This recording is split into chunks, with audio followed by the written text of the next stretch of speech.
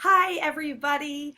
Thank you so much for checking out section 4 of my QOLT rubric, Student Interaction and Community. So what does that mean exactly? We are told that effective online learning is active and student-centered. Regular student-to-student interactions foster a sense of belonging among learners and introduce students to different perspectives.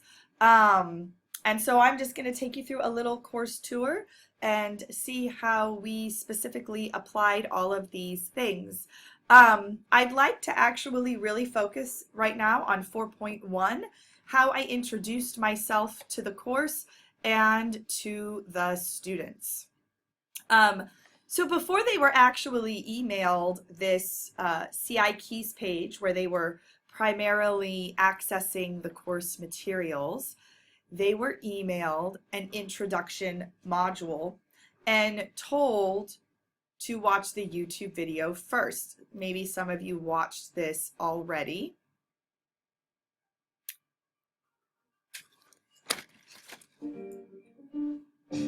But I'm Heather, your instructor.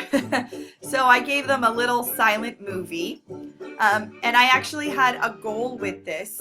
At the end of it, I do a crazy interpretive dance, purposefully silly, and then I send them to a voice thread. So I'm going to jump forward to said crazy dance to Jaws.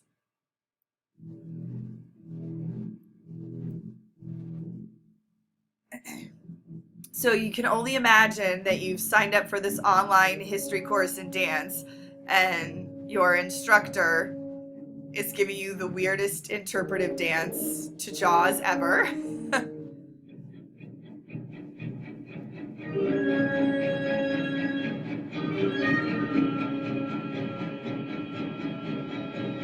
And you can watch the whole video if you're so inclined.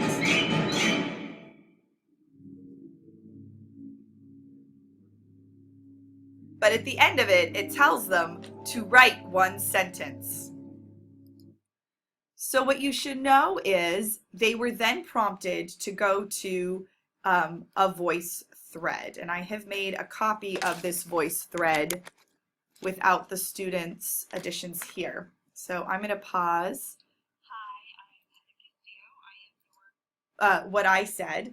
But they are then prompted in this room to introduce themselves to each other. They were prompted in the email with a set of instructions to watch the YouTube video and then come to the voice thread.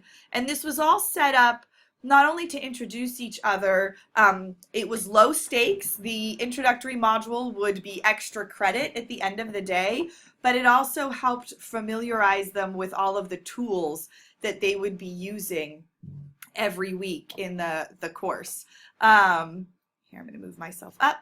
And then the second room, they were prompted to actually describe what they just saw. So just describe what they first saw. And they were told not to actually look at anyone else's sentence, but before they left it, they were just supposed to write a description. And then they went to the next slide, where I said, okay, now go back and read everyone else's descriptions and talk about what you saw. And the point of that was for them to understand that we all look at dance and assess dance and evaluate dance differently. First and foremost, to let them know that their opinion was valid, whether they'd had any dance experience or not, that their opinion, what they saw, was valid. And second, to understand that what we were reading about dance history before there was video was primarily written, and that we were basing a lot of what we know about dance history on what people wrote about it, and therefore, on some level, their opinions.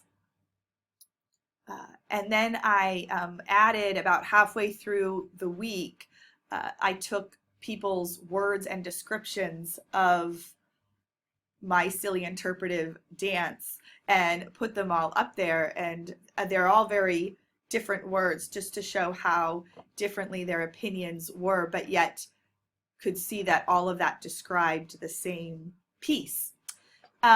So this was a really fun exercise, low stakes way for them to get to know each other, get to know me as an instructor, but also get to learn some of the tools that we would be using in the course. Another component of Section 4 is that I provide information, the instructor provides information how to be successful as a learner and how to navigate through the online components of the course as logical, consistent, and efficient. And so I would like to say that I tried in this, that their first introductory module that they had, the exercises that they had to go through in a low stakes reflected everything that they had to do all semester long. And so I've created a sample module for you guys to see. So week to week, every time they opened up a module, their sample Padlet was embedded into the website so they could access it here, or they could go to Padlet, whichever worked better for them. But they got used to clicking on and accessing the Google Doc, that all of the information that they needed week to week was in this Google document, that there was a table of contents, and they actually could click on that table of contents and it would take them to where they needed to go. So they had a lecture every week that they could click on and watch. And if you guys want to watch one of my lectures, you can. That's there for you.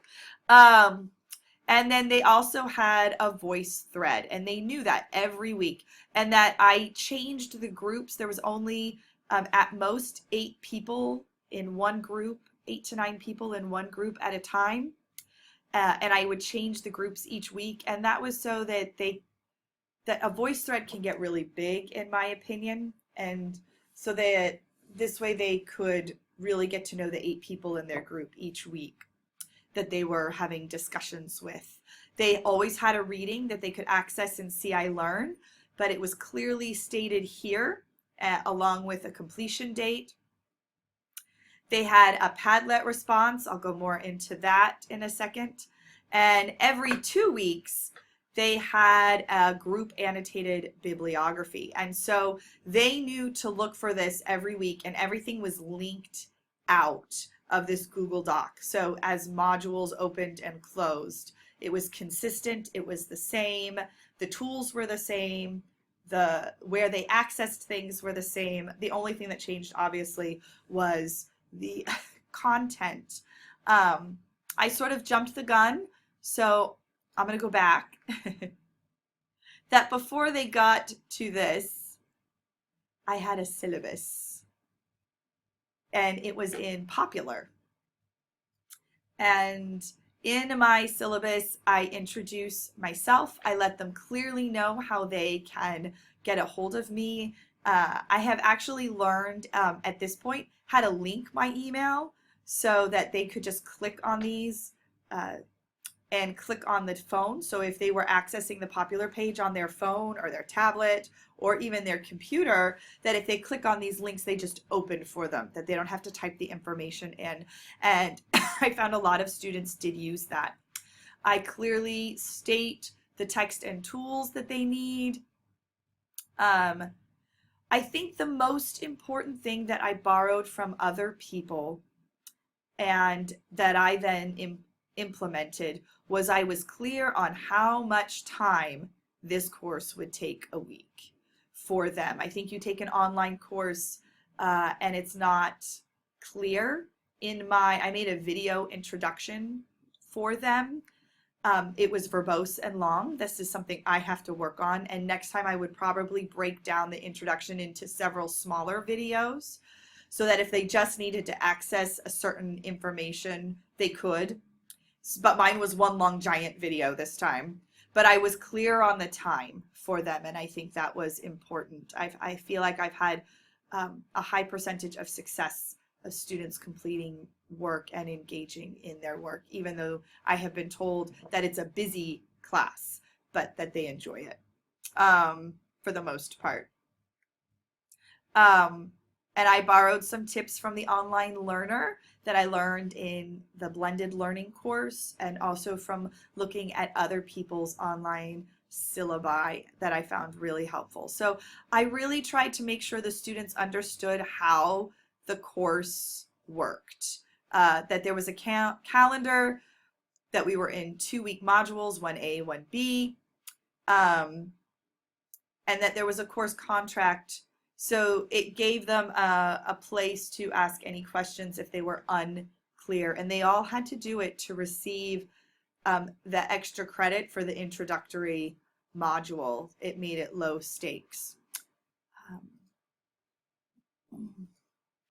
So going back into section 4, how it applied, I'd like to talk about 4.6, 4.7, and I guess 4.4 altogether, but the actual exercises that they were required to do every week and how that facilitated student-to-student interaction, and how it supported their learning. So I'm going to go back in to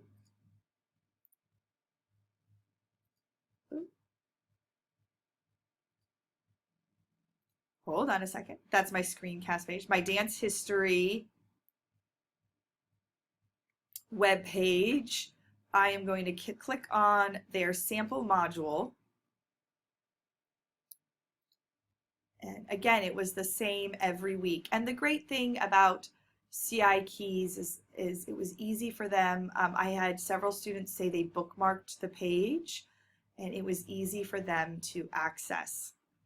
So let's go to the sample voice thread I set up. That was a function of their learning rather than an introduction. Yes. So I tried to, in their slides, be very clear about their instructions, but also inviting and warm and personable. So this slide says, pick one slide and respond to my question regarding the lecture. Come back and respond to another student's response. There should be an apostrophe there. All the little things you notice your second time around, and get the thread going. And this was the same every single voice thread. The instruction, what they were supposed to do was to leave a comment and respond, was always the same. And I feel that that they knew what to do, that they did it.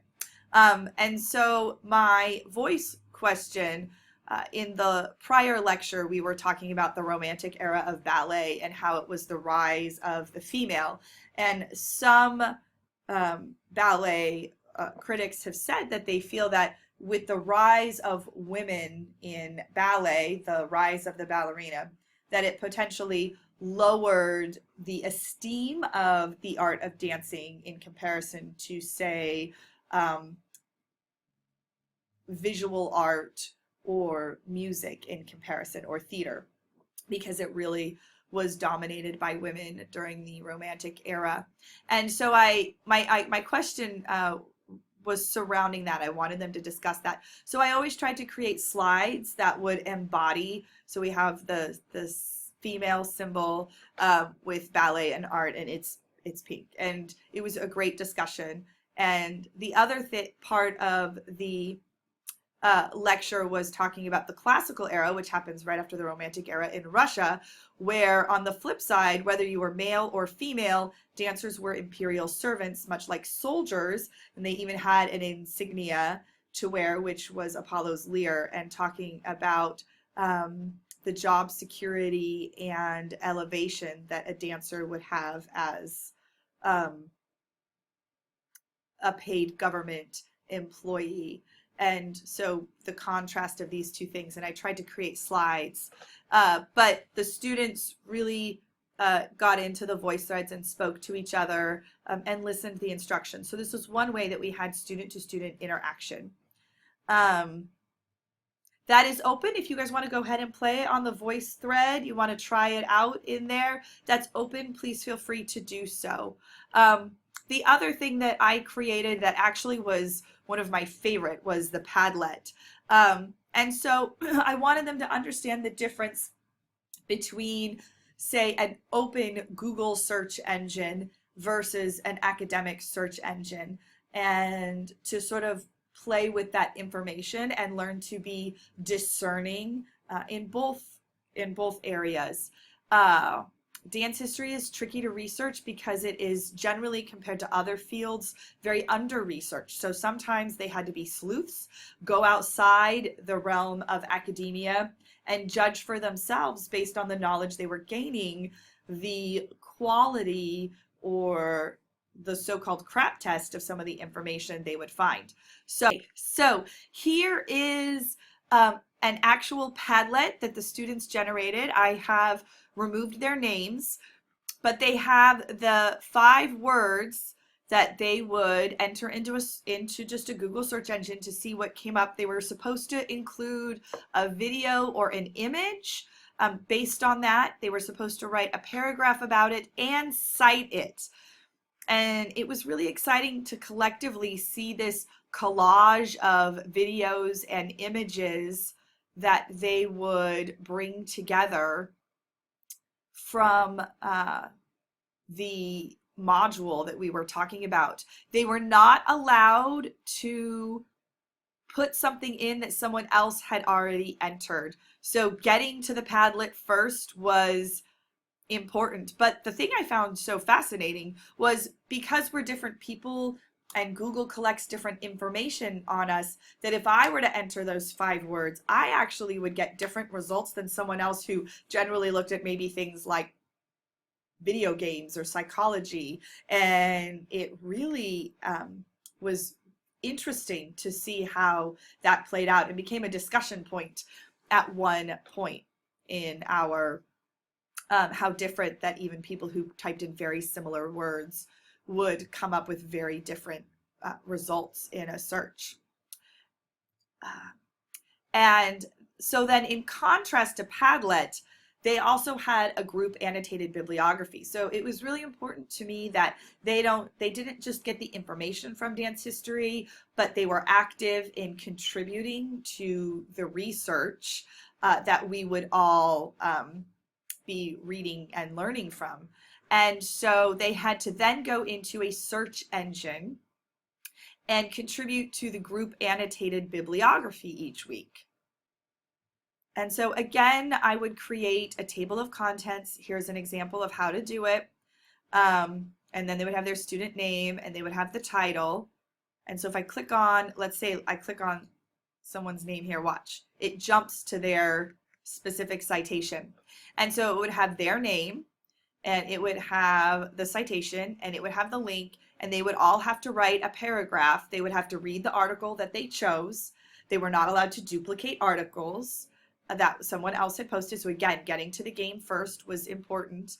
But I also encouraged them, like, let's say they were a psychology major. When we got to Martha Graham was really influenced by Freud and psychology. And so they were allowed to sort of cross information in dance history. They were in political science when we got to dance of the Cold War. It was really interesting. And so I encouraged them to not just focus on dance in this section, but how dance may be applied to a broader context. And they could align it, if they weren't a dance major, or even if they were, with other things that were going on in the world. And so it created this really lovely tapestry of different articles. But you ask, why would they look beyond their own article that they curated? Would they actually look at other students' information? Would they look at other students' Padlet?